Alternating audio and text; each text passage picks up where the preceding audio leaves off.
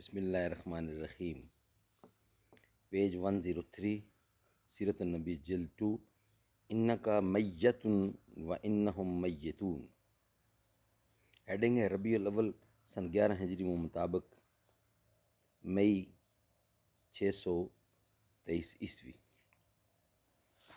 ناظرین، کتاب کا نام ہے سیرت النبی۔ اردو زبان میں سرور عالم صلی اللہ علیہ وسلم پر سیرت پر جامع ترین کتاب سیرت النبی صلی اللہ علیہ وآلہ وسلم۔ رائٹر ہیں اس کتاب کے علامہ شبلی نعمانی رحمۃ اللہ، علامہ سید سلیمان ندوی رحمۃ اللہ۔ بسم اللہ الرحمن الرحیم۔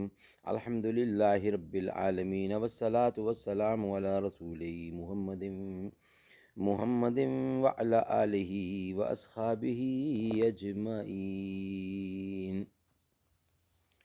وفات 103 پیج، ہیڈنگ ہے وفات۔ انکا میت و انہم میتون۔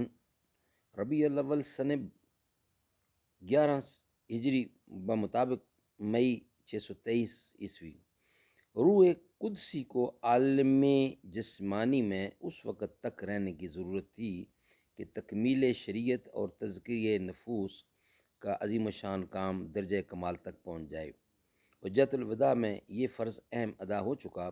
توحید کامل اور مکارم الاخلاق کے اصول عملاً قائم کر کے عرفات کے مجمع عام میں اعلان کر دیا گیا، الیوم اکملت لکم دینکم، الیوم اکملت لکم دینکم واتممت علیکم نعمتی ورضیت لکم الاسلام دینا۔ آج کے دن میں نے تمہارے دین کو کامل کر دیا اور نعمتیں مکمل کر دیں، پوری کر دیں۔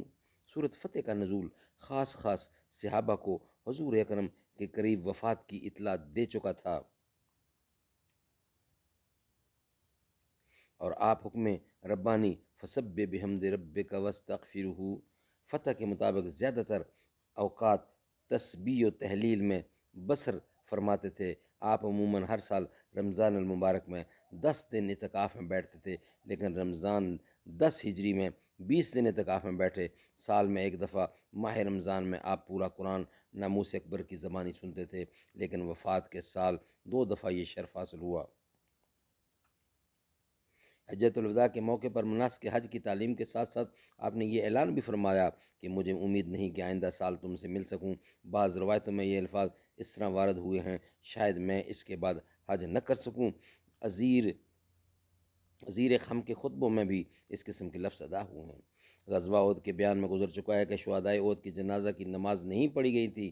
تمام غزوات میں صرف غزوہ احد ہی ایک ایسا غزوہ جس میں مسلمانوں نے سب سے زیادہ بے کسی کے ساتھ جان دی، اسی لیے ان کی یاد آج آپ کے دل میں اس وقت بھی موجود تھی۔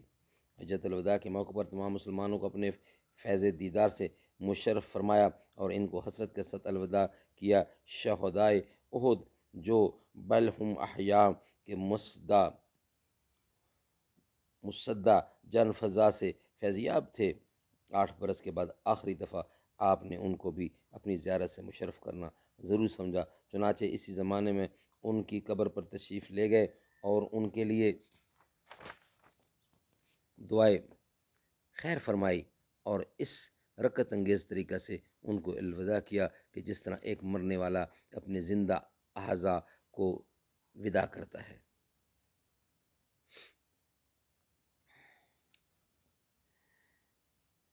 واقدی کا بیان ہے کہ اس غزوہ میں حضرت صلی اللہ علیہ وسلم نے حضرت ابو بکر حضرت عمر کو بھی جانے کا حکم دیا تھا، لیکن یہ روایتیں بے سند ہیں، اس لیے علامہ ابن تیمیہ نے اس سے شدت کے ساتھ انکار کیا ہے۔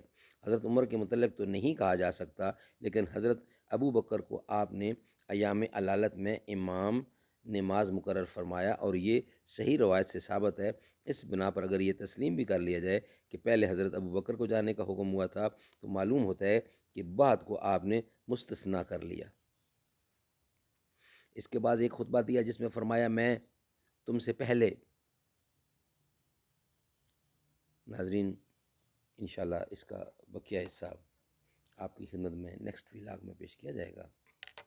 اللہ تعالیٰ سمجھ کی توفیق عطا فرمائے۔ یہ سبجیکٹ چل رہا ہے وفات کا، حضور کی وفات کا۔